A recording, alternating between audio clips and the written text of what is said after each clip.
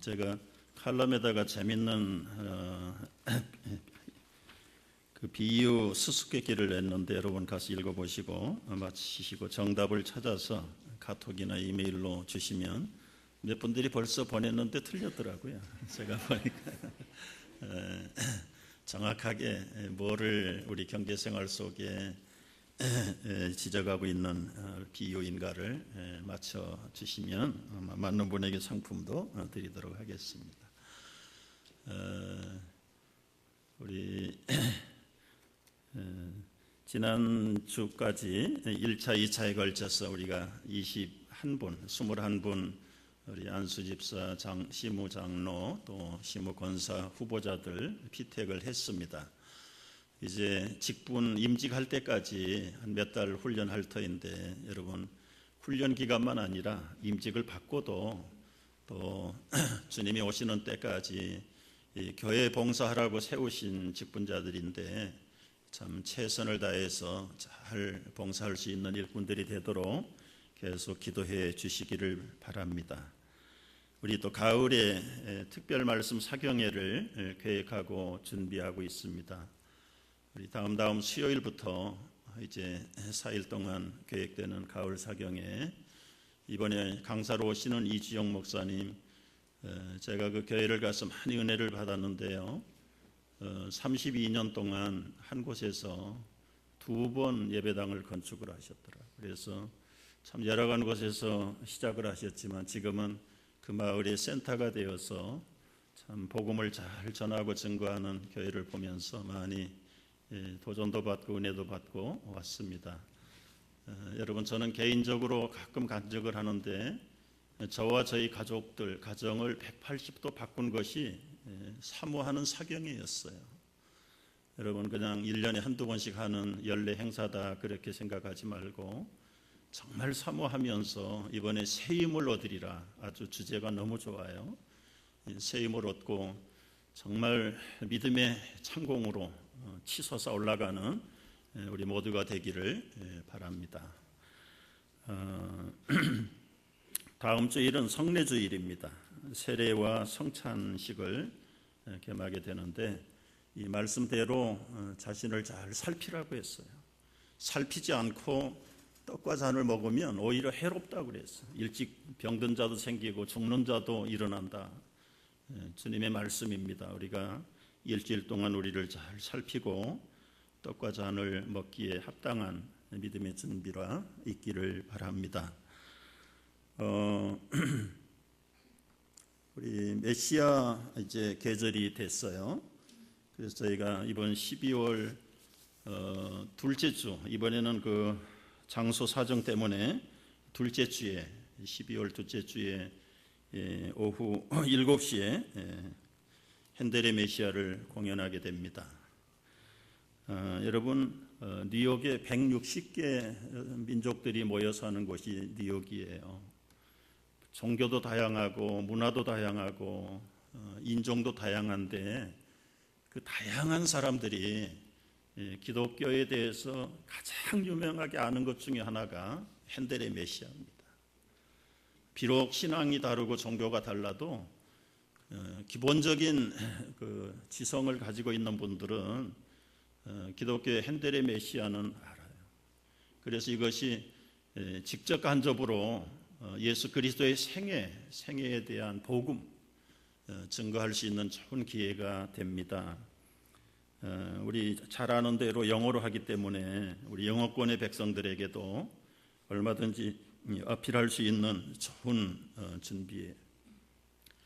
요즘 크리스찬 문화가 말살당하고 있습니다.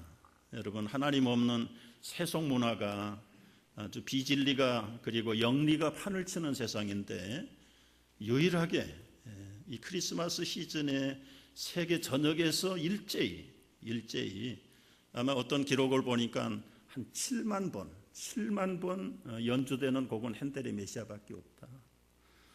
여러분 우리 크리스찬 문화의 마지막 보루라고 생각을 할 수 있어요. 그래서 우리 대원들이 어젯밤에도 모여서 열심히 제가 가끔 들여다보는데요. 그냥 모이는 게 아니에요. 너무 기도하는 마음으로 참 감동스럽게 준비를 하고 있는데 여러분 우리 안팎에 잘 알리시고 오늘부터 이제 티켓팅을 시작을 합니다. 그래서 이웃들도 잘 초청을 해서 우리 교회의 참 특권이고 또 주님을 생애를 증거할 수 있는 좋은 간접 직접 전도의 기회로도 삼고 우리의 신앙도 업그레이드되는 그런 메시아 연주회가 될 수 있도록 기도와 후원을 부탁을 드립니다. 봉헌을 위해서 기도하겠습니다.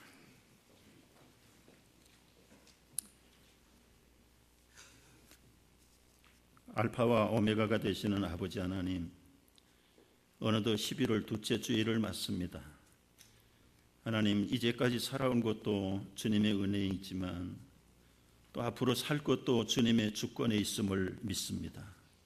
한 주 동안 우리에게 베풀어 주신 은혜가 감사하고 우리에게 호흡과 생명을 연장케 해주시는 주님의 그 놀라우신 한량없는 주권과 은혜 앞에 이 시간 이 몸 드리고 주님이 주신 모든 것들을 주님 앞에 돌려드립니다.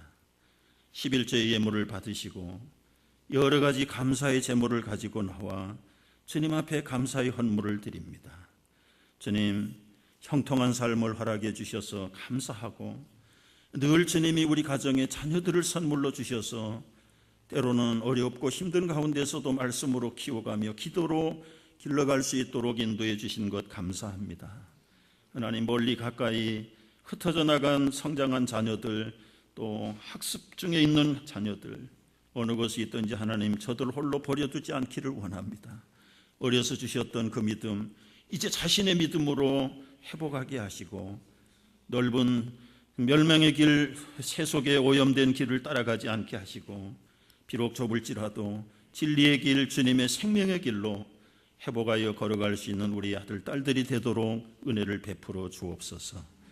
아버지 하나님, 바라옵고 기도합니다. 교회를 섬기게 하시고 우리에게 주신 놀라운 믿음과 비전과 소망을 쫓아 부족한 가운데서도 정성을 다할 수 있도록 인도해 주신 것 감사합니다. 하나님, 복음을 증거하는 선교와 비전랜드를 세우고 우리의 후손들과 이 지역사회에 주님의 주님 되심을 선포하는 일에 주님의 기름 부음이 있도록 은혜를 베풀어 주옵소서. 메시아를 준비하고 기도하며 하나님 앞에 나아갈 때 아버지 하나님, 뉴욕을 새롭게 증거하는 아름다운 복음의 메시아곡이 되도록 성령의 기름 부음이 있도록 인도하여 주옵소서. 아버지, 바라옵고 기도합니다.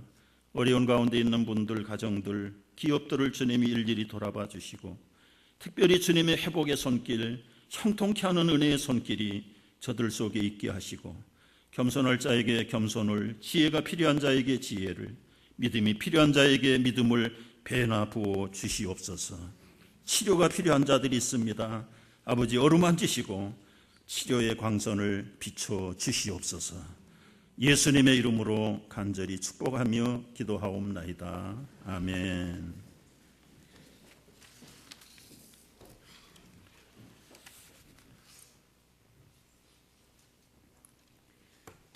요한복음 6장 16절에서 21절 말씀입니다.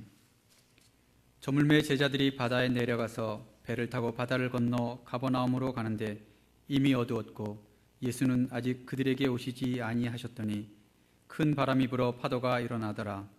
제자들이 노를 저어 10여리쯤 가다가 예수께서 바다 위로 걸어 배에 가까이 오심을 보고 두려워하거늘 이르시되 내니 두려워하지 말라 하신대 이에 기뻐서 배로 영접하니 배는 곧 그들이 가려던 땅에 이르렀더라. 아멘.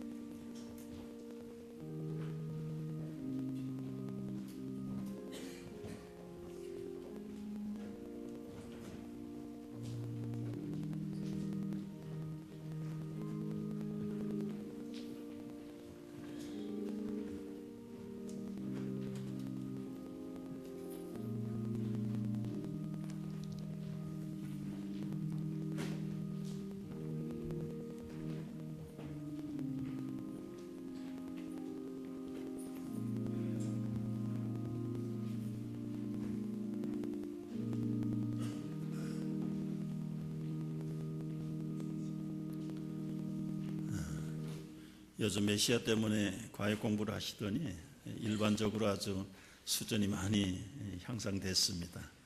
제가 부를 줄 몰라도 들을 줄 알거든요. 감사해요. 오늘 주제는 두려움과 믿음입니다. 여러분 언제 두려워해 보신 경험이 있으시나요? 지난 10월 마지막 날 금요일이었습니다. 책상에 앉아 책을 읽고 있는데 책상에 있던 셀폰 화면에 카톡 하나가 떴어요. 첫 번 문구는 목사님 초비상입니다. 가슴이 덜컹했어요. 우리 건축위원회 일을 하는 집사님이 보낸 카톡이에요. 카톡을 열어봤더니 현재 상황을 설명드리려고 하는데 전화해도 되겠습니까? 그래서 통화를 했어요. 진행되는 일이 아무것도 없어요. 카운티는 카운트대로 꼼짝을 안 하고 빌리지는 빌리지대로 꼼짝을 안 하고 뱅크도 그냥 그러고 있고 누가 일제히 지시를 한 것처럼 그냥 다 막혔습니다. 목사는 입으로는 괜찮다 말은 했지만 우리가 쉽게 되면 너무 교만할까 봐 하나님이 스텝 바이 스텝으로 기도하게 하시는 겁니다. 우리 기도합시다. 그래서 위로를 하고 전화를 끊긴 했지만은 앞이 캄캄해지더라고요. 머릿속에 아무것도 생각이 안 나고 갑자기 큰 두려움의 파도가 일어나기를 시작을 했어요. 얼마나 순간적으로 긴장이 됐는지 제 아내도 옆에 접근을 못할 만큼 오전 내내 책상에 머리를 숙이고 저 미친 사람처럼 중얼거리면서 때로는 원망, 항의, 그런 기도 비슷한 것을 했어요. 케이스 1입니다. 이제 케이스 2는요. 바로 며칠 전에 새벽기도 끝내고 이 자리에 엎드려서 기도하는데 아내가 성큼성큼 올라왔어요.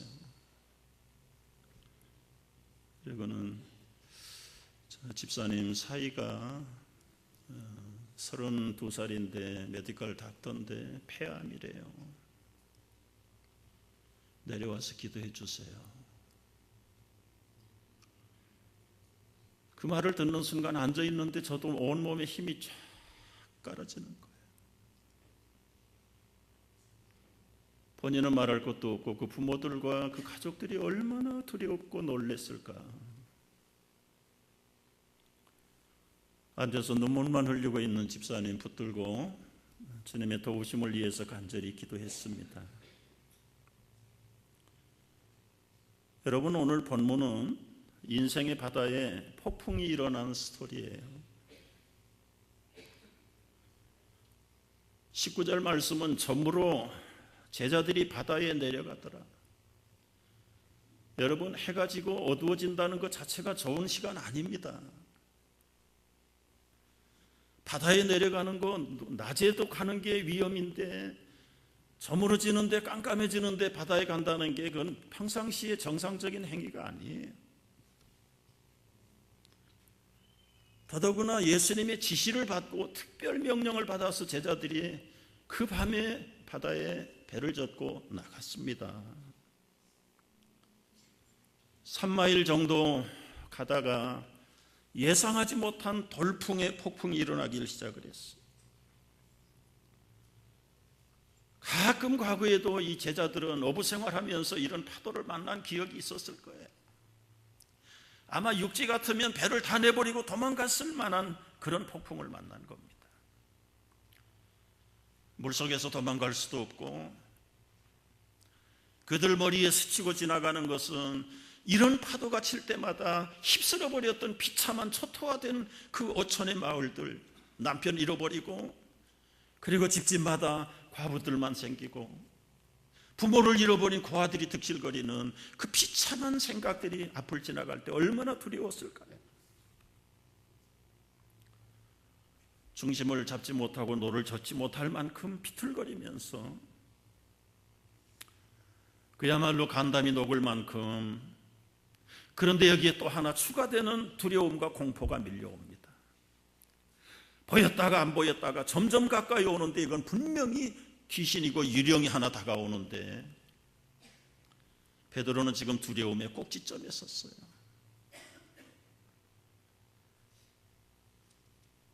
저는 이 두려움이라는 게 뭔가, 왜 두려움이 생기는가, 저는 그날 많이 생각을 해보고 묵상을 해봤어요.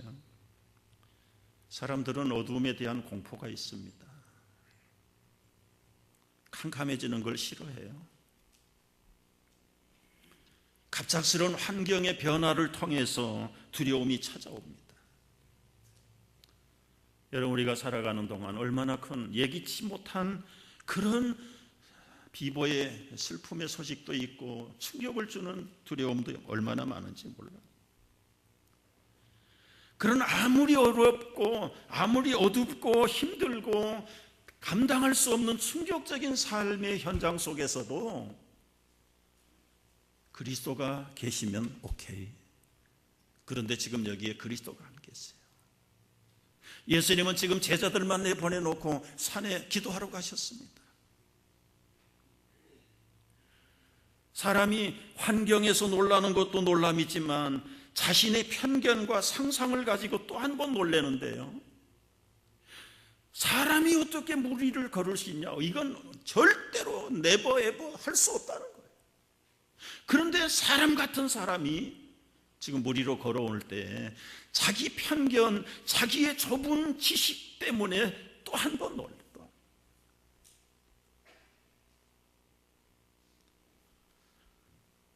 여러분, 환경의 공포보다 내 안에서 만들어내는 이 불안감, 두려움이 더 큰 겁니다. 여러분, 정신적으로 두려움에 쌓이면 알프스 스위스에 좋은 카테지 갖다 놔도 무서운 거예요. 어디를 갖다 놔도 이 사람은 속에서 일어나는 두려움 때문에 그걸 취할 수가 없어요. 예상할 수 없는 두려움들이 우리 앞에는 일어나지 말라는 법이 없고요, 교회에도 이 두려움이 가끔 엄습해 옵니다. 문제는 이 두려움을 어떻게 극복하고 이겨야 할 것인가, 오늘 본론이죠. 첫 번째는 두려움의 기회는 체념이나 포기하는 기회가 아니라 믿음을 회복하는 기회가 돼야 될 줄로 믿습니다. 본능적으로 베드로를 이해해서, 여러분, 갑자기 폭풍이 쏟아지면 말씀드린 대로 다 내버리고 도망가고 싶지요. 도망가고 싶어요. 피해야지요. 사람들은 문제를 만나면 다 피하고 싶은 거예요. 피하고 싶은 거예요. 그런데 피해가지고 문제가 해결되느냐? 아니에요, 안 돼요. 그러면 그 두려움 자체를 어떻게 처리해야 할 것인가? 두려움은 무조건 우리에게 비생산적이고 그리고는 비창조적인 기회냐? 아니요. 잠언 9장 10절을 보면은 절대로 그렇지 않습니다. 잠언 9장 10절 읽어봐야 다 같이. 여호와를 두려워하는 것이 지혜의 근본이라. 이제 부분적으로 읽으면 이렇게 되는 거예요. 두려워하는 것이 지혜의 근본이다. 두려움을 만났을 때 피하는 것이 아니라 그 두려움을 맞닥뜨려서 어떻게 풀어갈 것인가. 잠을 못 자고 고민하다가 때로는 사람들이 지혜를 발견하기도 하는데, 여호와를 두려워하는 것은 지혜의 근본이다. 세상적인 어려움과 폭풍을 만나면 세상적인 방법으로 풀려고 하지만 이 두려움의 폭풍을 여호와 앞에서 풀려고 두려워할 때는 하나님이 주시는 지혜의 근본을 깨닫게 된다는 거예요. 여러분, 현대인들은 이 두려움을 갖지 않으려고 합니다. 크고 작은 두려움을 잊어버리기 위해서 때로는 술도 마시고 드락도 하고요, 자기 취미에 골똘하게 빠져버리기도 하고, 무의식적으로 의식적으로 두려움을 인정하지 않으려고 하지만 그건 회피입니다. 회피. 지혜의 근본이신 여호와께 이 두려움을 가지고 나가는 성도들이 되시기를 바랍니다. 사람들은 두려워하지 않는 게 또 문제예요. 두려워하지 않는 것은 신앙이 없는 사람이에요. 신앙의 근본적인 이 문자적인 개념은 fear입니다. 두려워하는 거예요. 두려워. 누구를? 세상을 두려워하면 그건 신앙은 아니지. 여호와를 두려워할 때 거기서부터 신앙이 출발하는 거예요. 그런데 믿음으로 산다는 사람들이 하나님을 두려워하지 않고 막 가는 식으로 가면 그건 믿음이 없는 사람. 하나님 두려워할 줄 모르는데 어떻게 신앙이 그 속에 자리할 수 있겠느냐 말이에요. 또 한 번 이렇게 생각을 해보세요. 믿음이라는 건 평안할 때 생기는 것 아닙니다. 평안한데 무슨 믿음이 필요해요? 믿음 없어도 평안하게 잘 굴러가는데요. 물론 그 평안도 하나님이 주신 평안이라고 하나님이 주신 평안이라고 처음에는 감격하고 감사하지만 그게 오래 가면 감사도 형식화되고 굳어져 갈 간사도 없어요.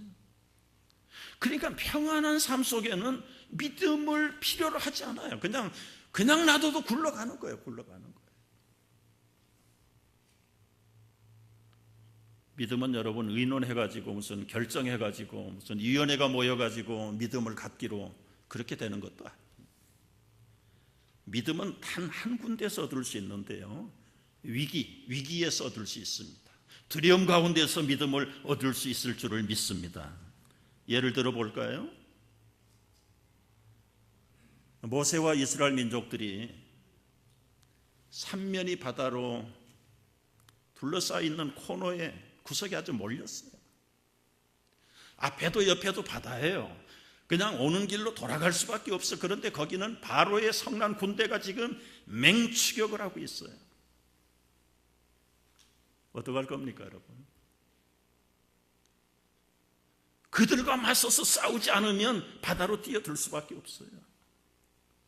싸움이라는 건 노예들이 맨손 가지고 지금 최신식 무기를 전차를 타고 진격하는 그 정예 부대들과 싸우는 것은 이건 바위돌 계란치기예요. 계란을 바위로 치는지 바위로 계란을 치는지 하여튼 불가능한 거예요. 불가능한 거예요.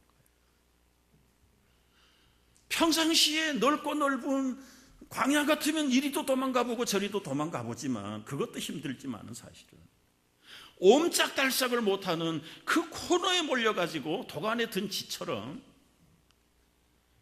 바로의 군대의 추격을 받을 때 이건 절대절명의 위기고 두려움과 공포가 그들 속에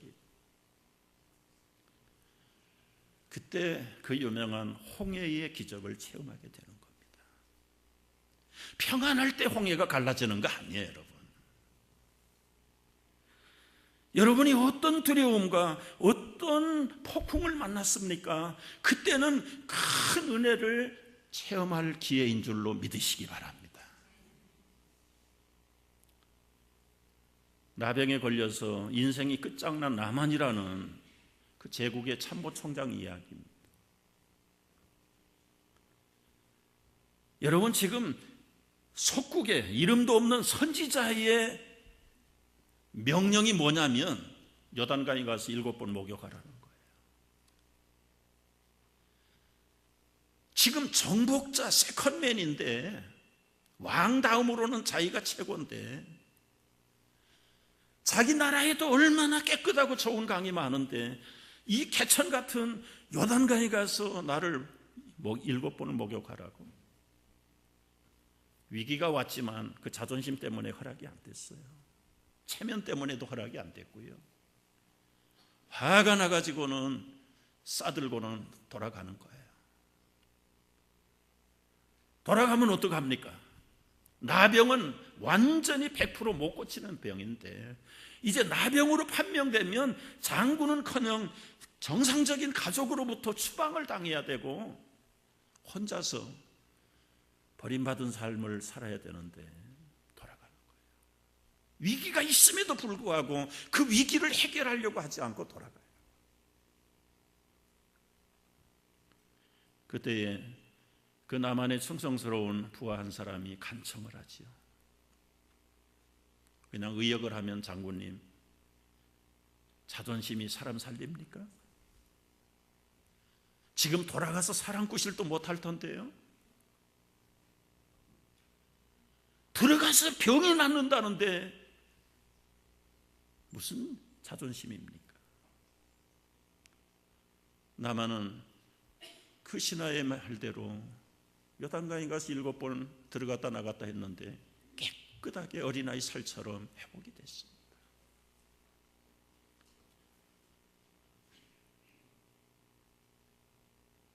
그 악한 폭군 헤롯에게 야고보 사도가 참수당했어요.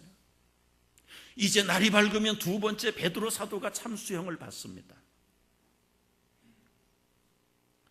예루살렘 교회가 다 모여가지고 그날 총회를 열은 거 아니에요. 무슨 위원회를 모여가지고 베드로를 구출시키려 한 거 아니에요. 그들도 발각이 될까봐 두렵고 떨림으로 공포로 숨어가지고 할 수 없이 인간의 한계를 느끼니까 할 수 있는 게 기도할 수밖에 없어요. 그들이 믿음으로 기도하는 것도 아니잖아요. 하나님의 그 기적적인 구출로 베드로가 살아와서 문을 두드렸어요. 소녀가 문을 열어주러 왔다가 베드로 음성인 줄 알고 문도 미처 못 열고는 쫓아 들어가서 기도하는 사람들에게 말했어요. 베드로 사도가 오셨습니다. 야 소녀야, 네가 미쳤구나. 여러분, 밤새도록 체ля기도 했다는 사람들의 자세가 그게 맞습니까? 아니요, 분명히 대문 밖에 계십니다. 그랬더니 네가 유령을 봤나 보다.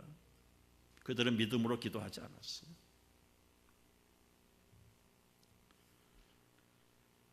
그럼에도 불구하고 그 중심은 헤롯이 얼마나 추상 같은 사람입니까? 지금 야고보 사도를 못 배웠습니다. 날이 밝으면 베드로도 뵐 겁니다. 아무도 가서 그걸 말릴 수 있는 힘이 없어요. 그럼에도 불구하고 예루살렘 성도들이 할 수 있는 것은 겉으로는 포기했지만 신락 같은 하나님을 바라보는 그 믿음. 하나님은 이미 저들의 마음을 읽으시고 기적의 구출을 시작을 하셨어요. 아무런 일이 없는데 베드로가 잡힐 일도 없고 살아날 체험도 없고요. 예루살렘 성도들이 그 극적인 구출의 기도 응답을 믿었거나 안 믿었거나 체험할 기회도 없어요. 아무 일이 없다면. 그런데 오히려 없던 일보다 그 위기를 만났을 때, 절대절명의 위기를 만났을 때, 두려움을 만났을 때 그들은 하나님의 놀라운 기적을 체험하게 되었던 거예요. 저는 여러분이 늘 평안하게 살기를 원합니다. 우리는 누구나 평안하기를 원하지 누가 두려움을 초청을 할 수 있겠어요?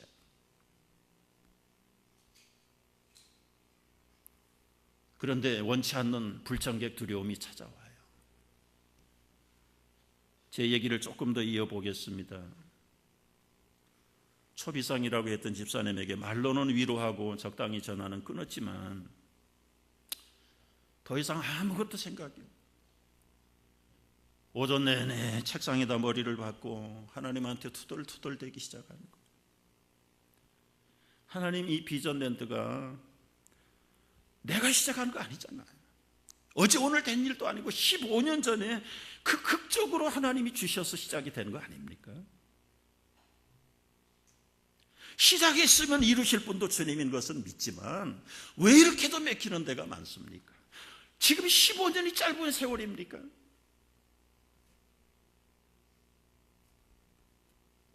그렇게 하다가도 혹시 김 목사가 무슨 부족한 일이 있나요? 하나님, 제가 무슨 믿음이 없는 일이 있나요? 잘못됐으면 용서해 주세요.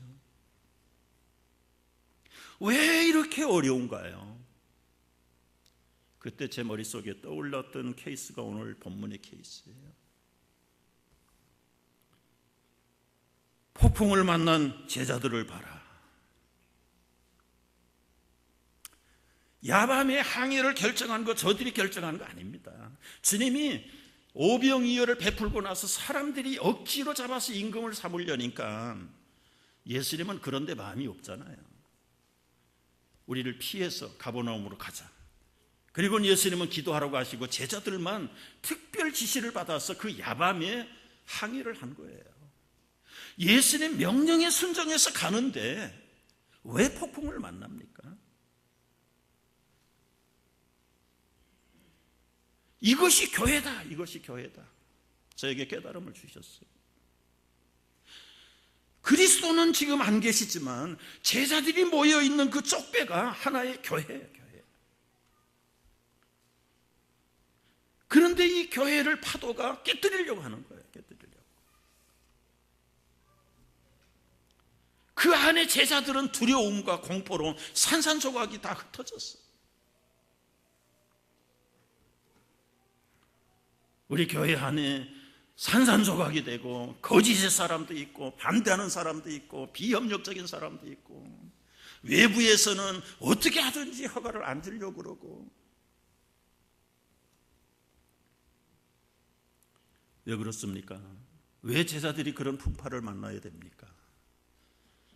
그때의 말씀 속에 하나 또 깨닫게 해주시는 게 있었어요. 문자적인 깨달음이에요. 제자들은 모였지만 그리스도의 부재 현상이다. 그리스도가 그 배에 타고 있지 않았잖아. 겉으로는 교회인데 네 안에 진정 그리스도가 있냐? 우리 목사, 장로, 권사, 집사들이 모였는데 그 사람들 속에, 교인들 속에 진정 그리스도의 임재가 강하게 있느냐? 지금까지 기도하고 수만 번 주님께 맡깁니다. 주님, 기도했고 믿어온 것도 사실인데 정말 애간장이 녹도록 주님의 임재를, 주님의 능력을 매달려 기도해 본 적이 몇 달이잖냐? 언제 기도해 봅니까? 습관적으로 그냥 기계적으로는 기도하고, 이분은 소리가 큰데 그 심령이 녹아내리는 것만큼 그리스도가 함께 하시기를 위해서 언제 기도해봤냐? 제가 10시 한 4, 50분경에 카톡을 전화를 통화를 했는데 그냥 오전 내내 오후 내내 아무것도 못하고 하나님한테 원망도 했다가 투덜거리기도 했다가 제 자신을 돌아보고 교인들을 한 사람 한 사람 얼굴을 떠올리고 이름을 불러가면서 기도를 하고, 제자들처럼 정말 돌아가고 싶으면 돌아가고 싶을 마음, 바다 가운데 떠있는 배가 돌아갈 수 없는 것처럼 15년 굴러온 이 비전랜드의 프로젝트 이제는 원점으로 돌릴 수도 없고, 주님 어디로 인도하든지 어떤 결과를 주시든지 주님께 맡깁니다.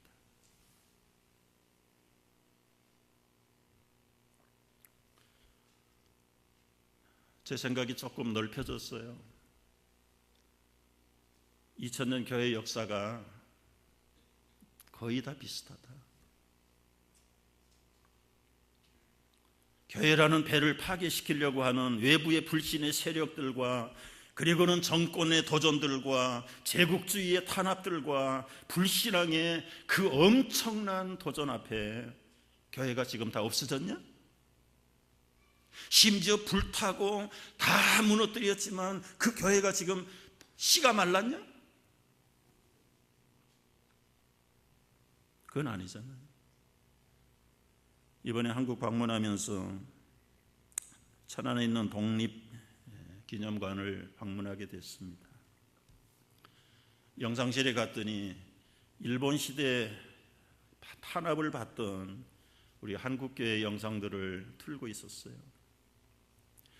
물론 신학교 졸업반 수학여행을 그 현지에도 가봤습니다마는 경기도 화성에 제암리라는 교회가 있어요. 아주 시골이었어요. 일본 군인들이 마을 사람들을 다 동네 예배당으로 몰아넣고요, 문을 강제로 다 막았습니다. 창문도 다 못질을 해가지고, 그리고는 거기다가 기름을 뿌려가지고 교회를 불태웠어요. 살겠다고 나오면 총을 쏴서 그 자리에서 죽였습니다. 완전히 그냥 한 마을을 싹쓸이를 해버릴 거예요. 사진 한번 볼래요? 그 옆에 있는 집들도 저렇게 타가지고는 완전히 폐허가 되어버렸어요. 그 마을 사람들이 전원 몰살을 당한 거예요. 그런데 밭에 갔다가 겨우 목숨을 피했던 새댁이 하나 있어요. 전동네라고 하는 새댁이 너무 놀래가지고 숨어가지고 그 광경을 다 본 거예요. 나중에 다 상황이 끝났지만 자기 시아버지, 자기 남편, 자기 온 집안의 가족들, 마을 사람들이 한 사람도 남지 않고 다 불태움을 당하고 몇 년 동안 말을 잃어버리고 충격 속에 말을 못하면서 지내고, 교회도 동네도 흔적이 없을 만큼 불에 타워버렸는데 여러분 지금 어떻게 됐나요? 없어져 버렸나요? 일본의 그리스도인들이 나중에 이 사실을 알고 희마다 때마다 한국에 찾아오고 그 제암리 가가지고 수십 번, 수백 번, 수천 번 사죄하고 용서를 빌고 그들이 헌금을 해가지고 그 옛날에 헐어버리고 불태웠던 예배당을 지금은 기념 예배당으로 아주 근사하게 지어놨어요.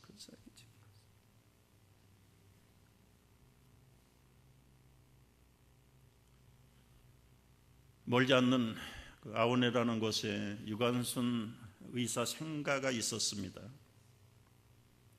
거기도 역시 일본군들이 와서 다 그 안에 복원된 생가를 들여다보니까 거기서 태극기 그리고 남자들이 모여가지고 어떻게 우리가 거적적으로 이 천안 지역을 만세운동을 일으킬 것인가, 재연을 마네킹을 만들어가지고 그게 이제 일본 군대에게 적발이 돼가지고 그 생가는 말할 것도 없고 유관순 의사가 출석했던 매복리 교회도 완전히 초토화를 시켜버려요.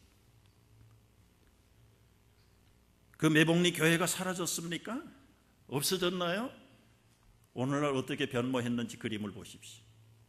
생가도 다시 복원하고 그냥 작지만 아담하게 그 일본 사람들이, 그리고 유관순이 댕겼던 이화여전에 동문들이 헌금을 해가지고 과거하고는 차원이 다른 예배당을 평일날 아무도 없는데 가서 앉아서 기도를 하는데 지나가는 나그네 가슴 속에도 얼마나 큰 감동과 은혜가 있는지 몰라요.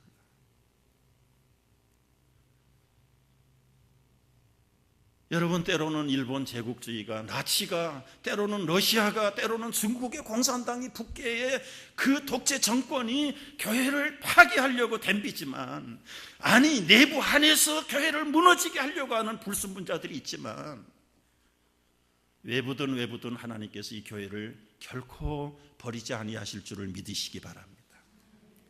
오히려 여러분, 이런 엄청난 도전을 통해서 천안의 독립기념관이라는 거대한 선물을 탄생시켰구나.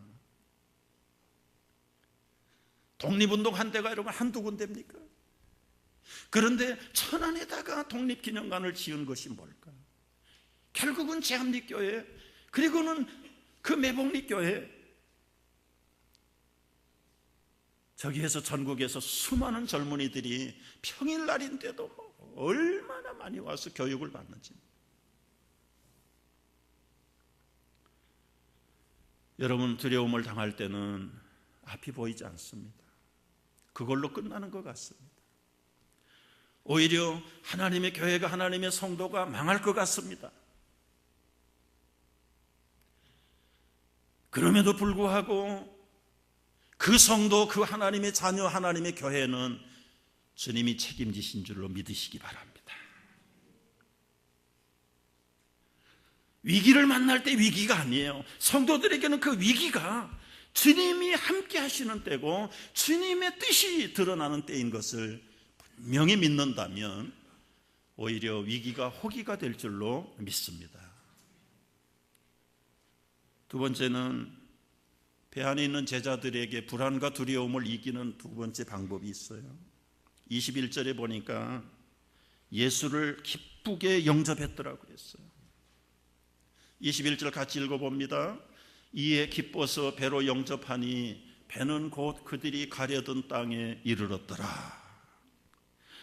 여러분, 두려움과 공포의 현장에 그리스도 부재 현상이라고 그랬어요. 그리스도가 안 계셨어요. 이제 예수님이 물 위로 걸어오셨는데 그들이 두려움을 떨쳐버리고 그 예수님을 대면하면서 기쁘게 배로 영접했더니 배는 곧 이미 즉시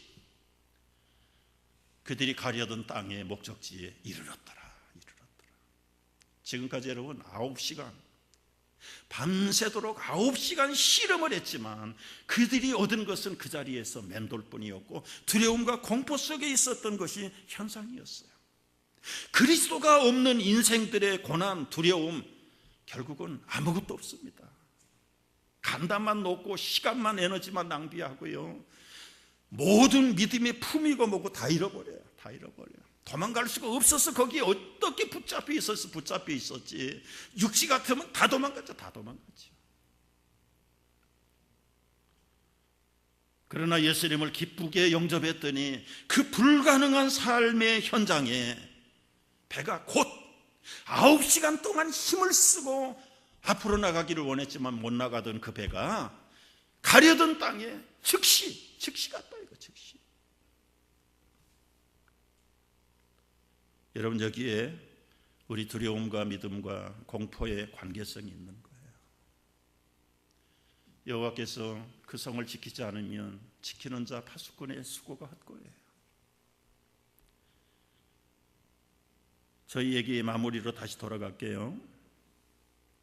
그냥 나중에 처음에는 투덜투덜대다가 나중에는 그냥 나를 돌아보는 거예요. 우리 교인들 부족한 것들만 하나님 용서해 주세요. 그러나 주님의 주님 되심이 분명하게 나타날 줄을 믿습니다.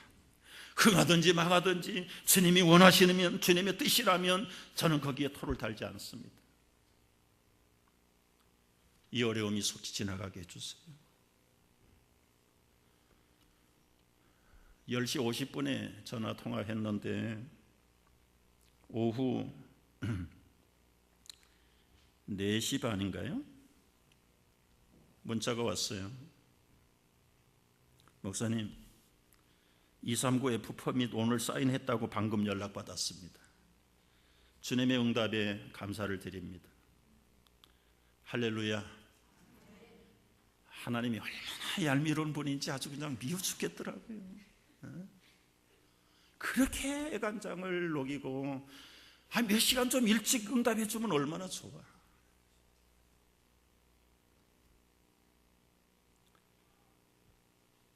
여러분, 또 하나가 있어요. 우리 수요일날 집회가 끝나면 아래층에 우리 교인들이 모여서 건축을 위해서 특별 기도를 따로 합니다. 열려 있으니까 여러분 다 오셔도 돼요. 근데 2주 전부터, 2달 동안 지금 우리가 집중적으로 기도를 해도 아무 변화가 없는 게 있어요. 빌리지에 설계 도면을 제출했는데 그 컨설팅 컴퍼니는 리뷰 다 벌써 끝났어요. 그런데 그 건축 담당 마이클 마르티노라는 사람이 반응이 없어. 전화를 해도 전화도 안 받고 통화도 안 되고 리턴 콜도 없고. 그래서 제가 그분 이름이 뭔가요? 물어봤어요. 따라합시다. 마이클 마르티노. 오늘 이 시간부터 이름을 불러가면서 기도합시다. 그날 이름 부르고 기도하고 그 다음 주 수요일날 이름 부르고 기도했는데요, 아까 우리 이 원장 영상에서 말한 대로 사인해서 보냈어요. 물론 수정사항들 많이 빽빽하게 써가지고 보완해야 될 것들, 참 하나님 하시는 일이 얼마나 얄미로운지 모르겠어요.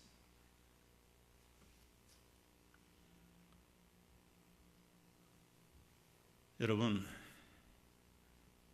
우리 거대한 인생의 바다를 항해해 갈 때 왜 파도가 안 일어나겠어요? 왜 인생에 예상할 수 없는 도전이 없겠습니까? 그리스도가 없어서요? 그것도 문자적으로는 맞지만 산에 계셨어요. 육체는 없었지만 예수님의 관심은 지금 제자들을 다 보고 있는 거예요.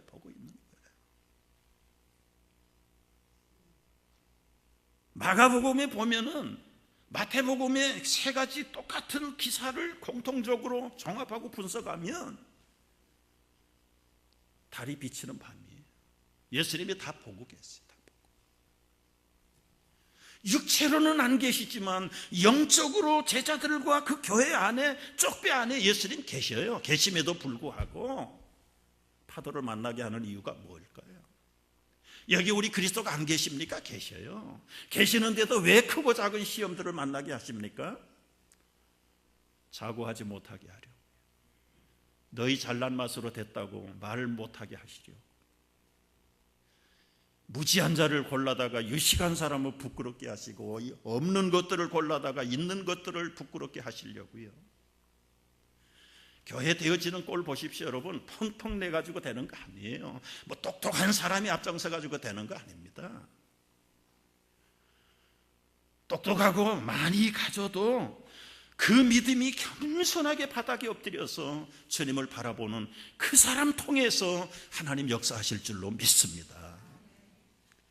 논리 가르고 되는 거 아닙니다. 무슨 단체가 결정했다고 되는 것도 아니에요. 예수님 홀로 기도하시면서 오로지 예수님의 관심이 어디에 있었을까요? 주님의 교회에 있지요. 그 수많은 인산인에 따라다니는 추종자들 관심 없어요. 예수님의 관심은 지금 세상 밖에 있는 거 아닙니다. 교회 안에 있습니다. 성도 안에 있습니다. 하나님의 나라에 하나님 예수님의 관심이 있는 거예요. 불꽃 같은 눈으로 보실 때 다 보시죠. 너 육지 같으면 벌써 도망갈 놈이지. 그런데 아주 옴짝달싹을 못하게 바닷속에다 가둬놓고 이 교회의 머리가 되시는 주님이 어떤 분인가를 아주 뼈저리게 체험하게 하시는 현장 교육. 여러분, 교육이 더 필요하신가요? 이것으로 됐습니다. 알아차리고 겸손하게 가는 분들이 오히려 복이 있는 줄로 압니다. 모르면 또 한 번 파도가 앞으로도 얼마나 많은 파도가 올려는지 예상을 해야 돼요. 예상 없이 당할 때와 준비하고 근신하고 깨어있을 때 당하는 두려움은 두려움이 아니에요. 여러분, 결국 믿음이라는 것은 평안할 때 일어나는 게 아니에요. 위기 속에서, 어려운 가운데서 믿음의 극점을 체험하는 것이 믿음이에요. 디모데후서 2장에 있는 말씀 읽고 기도하겠습니다.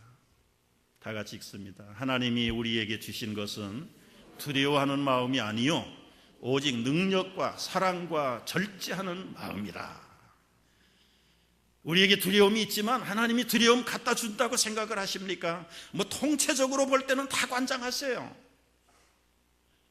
그러나 하나님은 그 두려움의 목적이 있는 게 아니라 그 마음이 주님의 능력을 의지하는가, 주님의 사랑과 주님의 절제하는 마음으로 문제를 풀어가는가, 여기에 주님의 관심이 있는 걸 알고, 여러분, 어떤 크고 작은 개인적인, 때로는 가정적인, 사회적인, 교회적인 두려움을 만난다 할지라도 두려워하지 않기를 바랍니다. 능력으로, 사랑으로 절제하는 마음을 가지고 능히 승승장구 전진해가는 교회의 성도들 되시기를 주의 이름으로 축복합니다. 기도하겠습니다.